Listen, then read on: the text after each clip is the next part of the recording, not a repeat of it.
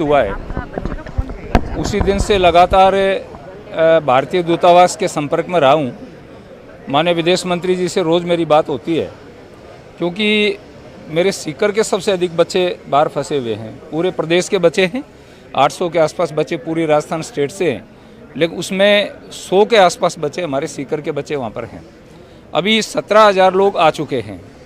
अभी लेटेस्ट जो आंकड़े मैंने बात की थी विदेश मंत्रालय से, 17,000 लोग आ गए, 3,000 लोग अभी वहाँ पर अटके हुए हैं। ख़ासतौर से खाराकीव और जो इलाका बेलारूस और इस इलाके से सटा हुआ इलाका है, वहाँ कारण क्या है कि दूरी लगभग 15 घंटे का रास्ता है वहाँ से रोमानिया पहुँचने के लिए, पोलैंड पहुँचने के लिए, तो वहाँ थोड़ी दिक्कत आ रही है। माननीय प्रधानमंत्री जी ने कल भी बात की है, नित्य प्रति रसिया के राष्ट्रपति से और वहाँ के यूक्रेन वाले अधिकारियों से बात करते हैं। एक भी भारतीय वहाँ नहीं रहेगा, भारत का ये प्रयास है और उनको सुरक्षित लाया जाएगा। यहाँ पर देश में आने के बाद हमारे मंत्री वहाँ संभालते हैं, उसके बाद में यहाँ एयरपोर्ट पर जयपुर में आने के बाद में राजस्थान सरकार की ओर से बच्चों को घर तक पहुँचाने की व्यवस्था की गई है। तो अच्छी बात है। बच्चों से मेरी बात हुई है, बच्चों को कष्ट हुआ, यानी -10 डिग्री टेम्परेचर में हमारे बच्चे 2-2 दिन तक बर्फ़ में खड़े रहे। इससे बड़ी इनकी साधना तब क्या हो सकता है। 60-60 किलोमीटर तक इनको पैदल चलना पड़ा है रोमानिया तक पहुंचने के लिए। और बच्चों ने हमें खुद कहा कि साहब रोमानिया का थैंक्स जरूर करिए। जब हम वहां से विदा हुए हैं तो वो लोग रोने लग गए हैं।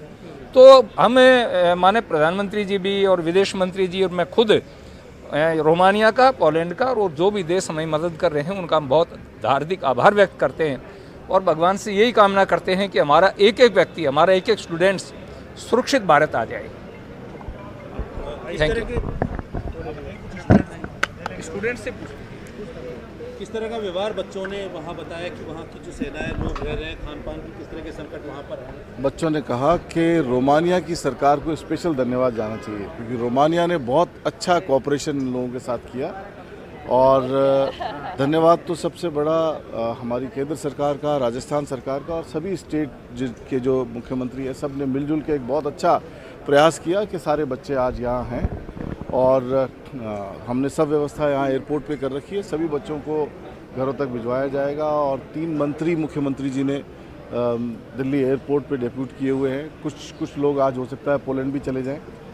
तो जिस तरह का प्रयास स्टेट गवर्नमेंट और सेंट्रल गवर्नमेंट कर रही है, एक बहुत सराहनीय प्रयास।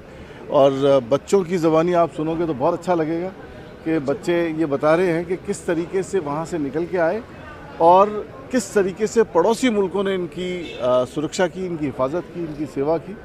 तो मैं आज ऐसा मौका कि हम बाकी बच्चे तो मंगा ही रहे हैं, लेकिन जैसे जैसे बच्चों को देखते हैं तो बहुत खुशी का इज़हार होता है, खुशी महसूस होती है। तो मैं सबको बधाई देता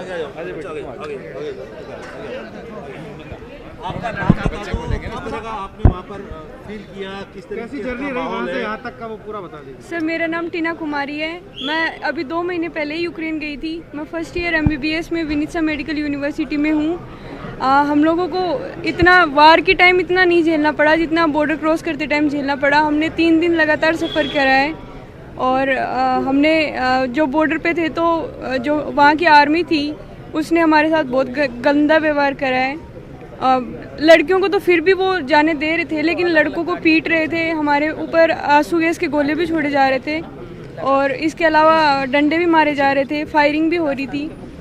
और हर 10 मिनट में एक बार गेट खुल रहा था जिसमें सिर्फ 2 बच्चे जा रहे थे और लगभग 1500 और 2000 के बीच के बच्चे थे वहाँ पे। इतने ज़्यादा रश था और नाइजीरियंस भी थे वहाँ पे, यूक्रेनियंस भी थे, लेकिन यूक्रेनियंस को ज़्यादा प्रायोरिटी दी जा रही थी कि वो जल्दी निकले। इंडियंस को इतनी नहीं दी जा रही थी क्योंकि वहाँ पे इंडियन एम्बेसी का कोई मेंबर था नहीं।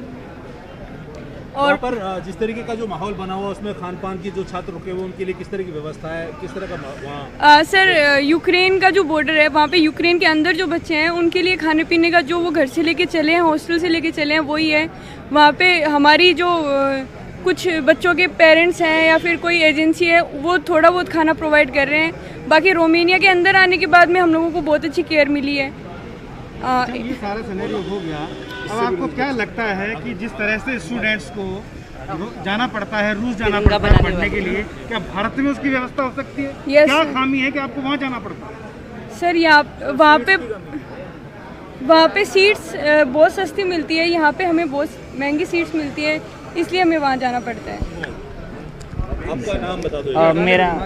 मेरा नाम कौस्तुभ विजय, मैं टर्नोपिल नेशनल मेडिकल यूनिवर्सिटी से हूँ, 3rd ईयर, और मैं आज ही यहाँ पर आया हूँ थोड़ी देर पहले। और सरकार ने ऐसा ट्रीटमेंट, हमें ऐसा लग रहा है कि हम जहाँ पर थे, जिस बॉर्डर को हमने क्रॉस किया है, वो ऐसा, जब मैं बस में पहली बार बैठा बॉर्डर क्रॉस करके, तो मेरे को ऐसा लगा कि काश ये सपना ना हो, मैं वो उस चीज़ से बाहर निकल गया हूँ। इतनी दहशत थी उस जगह की, भीड़ लग रही है, लोग, बच्चों की 10-10 हज़ार बच्चे, सब एक के ऊपर एक धक्का मार रहे हैं, वहाँ से निकलना है कैसे भी करके। -10 डिग्री टेम्परेचर हो रहा है, बहुत बेकार हालत थी। लेकिन राजस्थान सरकार ने एकदम पूरा सब कुछ, पूरी थकान उतर गई।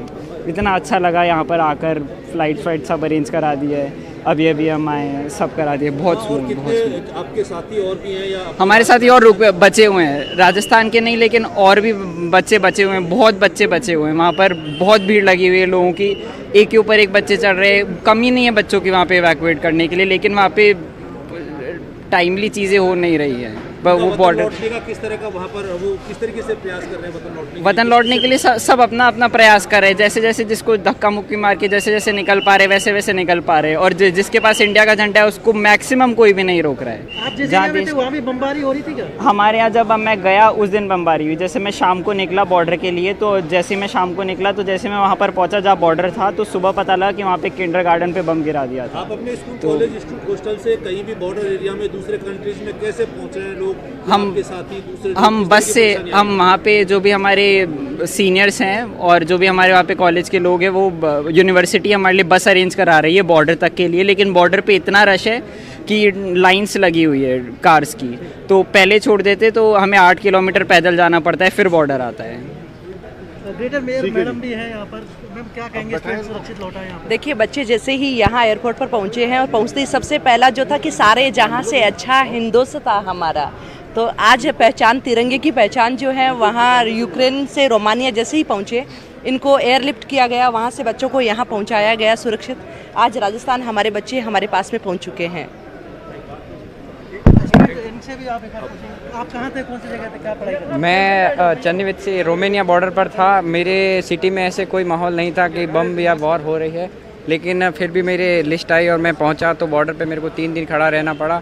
और वहाँ से जब मैं रोमेनिया पहुंचा तो मेरे को बहुत अच्छे से ट्रीटमेंट मिला, खाने से लेके मेरे कपड़ों तक का ध्यान रखा गया उनके द्वारा। मैं रोमेनिया को अपनी खुद की तरफ से धन्यवाद देना चाहूँगा, और उन्होंने अपने बच्चों की तरह हमें रखा। आप एक बार आइए आगे, कौन सी जगह पढ़ाई कर रहे थे? मैं चेन्नई यूनिवर्सिटी में 2nd ईयर का स्टूडेंट हूँ, BSMU का। मेरा नाम अभिषेक सोनी है। जहाँ पे सर, वहाँ यूक्रेनियंस हवा में फायरिंग कर रहे थे, लोग बाग भीड़ ज़्यादा थी, इस वजह से उन्होंने रात में हमारे ऊपर पेपर स्प्रे भी मारा, जिसको हमें शांत करने के लिए सब लोगों को। और रात में हवा में फायरिंग भी की, और लड़कियों को जाने देते, बट लड़कों को जाने नहीं दे रहे थे वो लोग। क्या यूक्रेन की सेना फायरिंग करी थी, हमें शांत करने के लिए उन्होंने हवा में फायरिंग करी, यूक्रेन की सेना ने। किस तरह बचाया, एम्बेसी ने बचाया कैसे? सर, हमें बॉर्डर क्रॉस करने के लिए, सर उस तरफ एम्बेसी थी, बॉर्डर के उस पार, इस तरफ बॉर्डर के तरफ एम्बेसी नहीं थी, बॉर्डर के उस तरफ एम्बेसी थी वहाँ पे। अच्छा, अभी लौटे बच्चे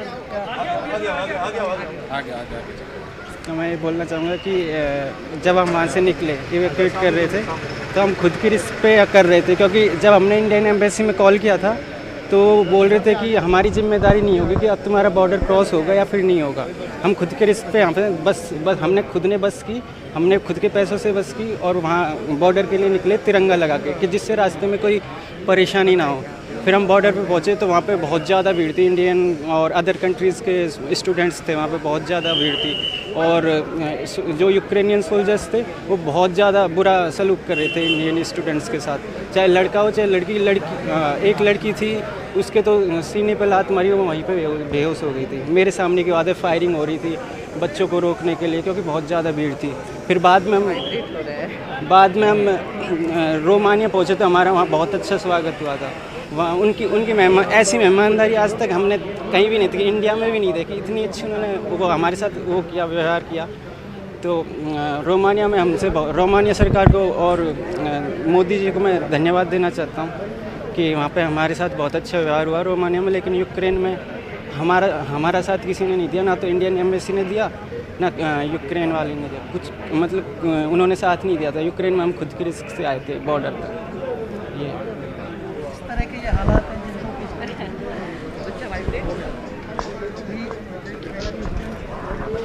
ये इंस्ट्रक्शन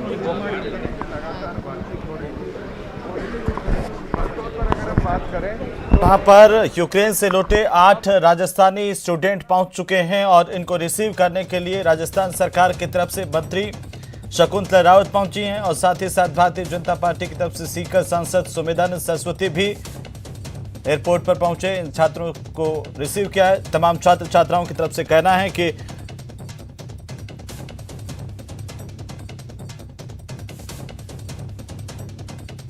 हमारे अपनी वतन पर लौट कर आए हैं। आपने देखा कि झंडा किस तरह से वो दिखा रहे हैं कि झंडे की वजह से, भारत देश की वजह से, वंदे मातरम जो हमारा एक नारा है उसकी वजह से हमारे बच्चे यहाँ तक, घर तक अपने पहुँचेंगे, आज पेरेंट्स तक।